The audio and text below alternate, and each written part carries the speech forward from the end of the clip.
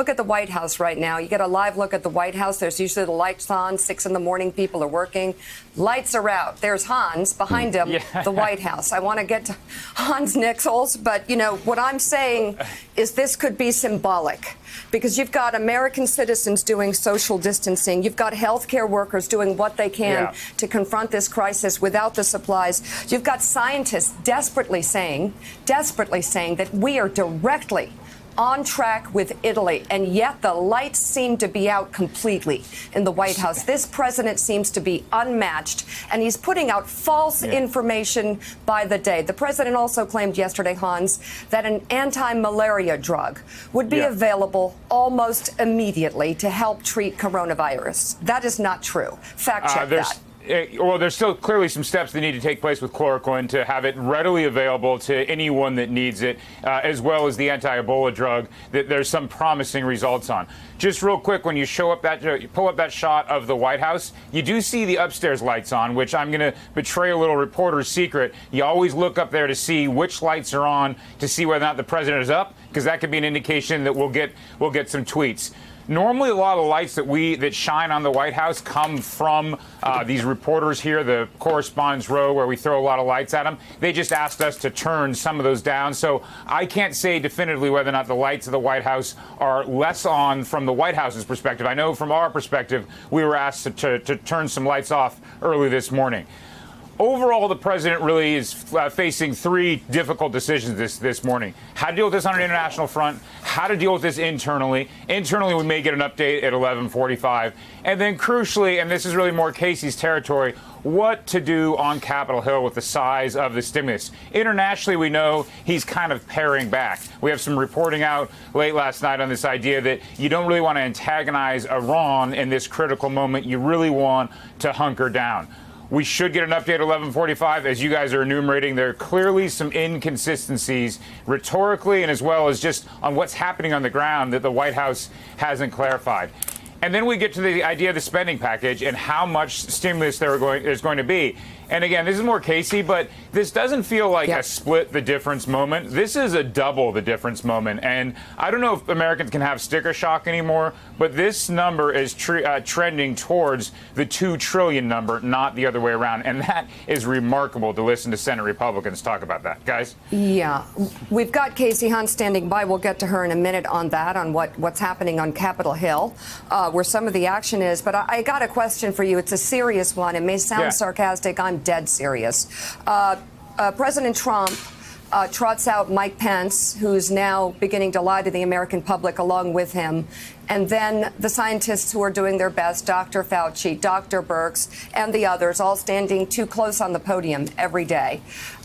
So my question to you is, during times of crisis, a president has an inner circle beyond the czars and the teams that he set up to respond to a crisis.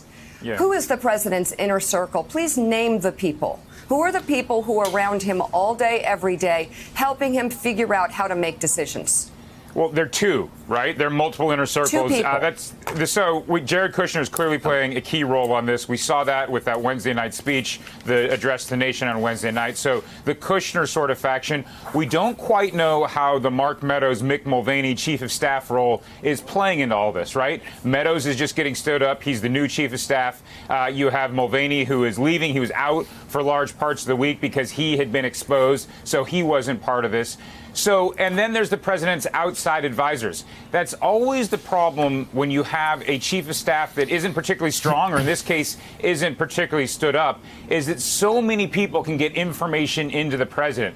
And as we see with this president, he's liable and likely to say whatever the last person told him. So that may account for some of the responses from the president. But Kushner's clearly playing a key role in this, as well as the new chief of staff. But I think people are still feeling their way around this new environment. And remember, it was just at the end of the month or beginning of last month that in the middle of all this, the president decided to change his chief of staff. Okay. Hans, thanks very much. Casey Hunt, let's talk about what's happening on Capitol Hill, trying to get aid to the American people.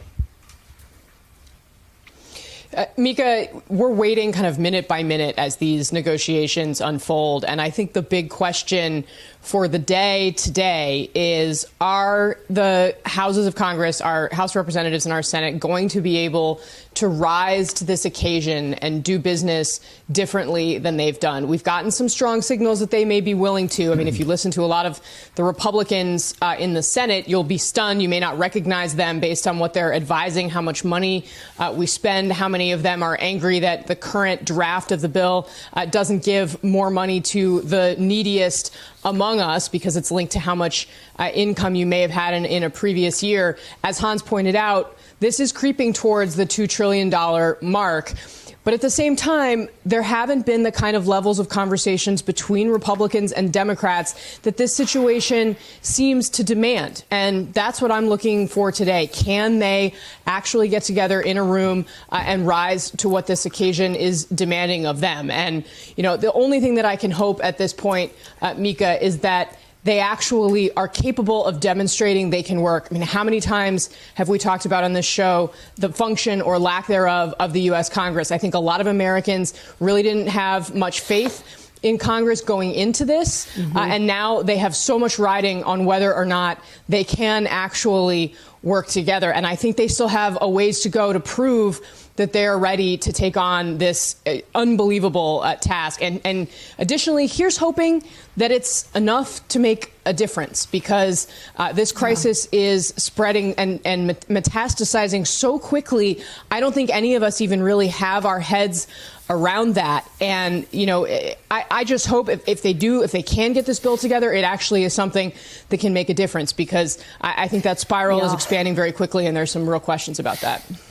There are scientists who say in the coming days things are going to be really, really different. And Willie, just Claire McCaskill tweeted that she has a daughter-in-law who's a nurse, and the hospital is actually setting up sewing stations throughout the building to make masks and gowns. Isn't that amazing? This is where we're at. Yeah, the nurses themselves having to become seamstresses before they can put on masks and treat patients. Unbelievable. Thanks for checking out MSNBC on YouTube, and make sure you subscribe to stay up to date on the day's biggest stories. And you can click on any of the videos around us to watch more from Morning Joe and MSNBC. Thanks so much for watching.